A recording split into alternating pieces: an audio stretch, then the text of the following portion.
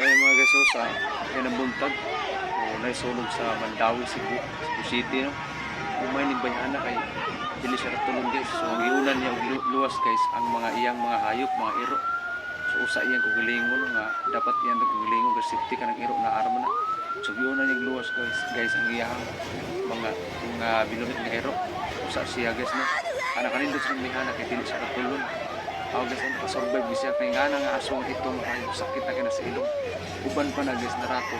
Kana sugdan na aso yung ilong, kaya pa na siya guys, uban pa na. So siya guys, survival pero siya guys, no? Tama sa Ginoo guys, dito mo niya hindi na siya survive guys, no? Gigihan siya sa Ginoo guys para makaginhawa o maluwas siya guys. Mao na yung bayana, ang kabilib na kung bayana kay astig. So di siya makandok guys, no? Ang uban pa na nanikayo na kung kayo mulayat naman na kung sa kandok pero siya guys nakasurvive siya, no? Mga siya guys, grabe survival kita ng bihana guys, grabe survive siya guys, mas giuna pa niyang hayop kasi iyang bilingon. Oo na guys, diba yan po may sunod dyan, first floor, second floor, no? Third floor yun, grabe guys, ayun guys.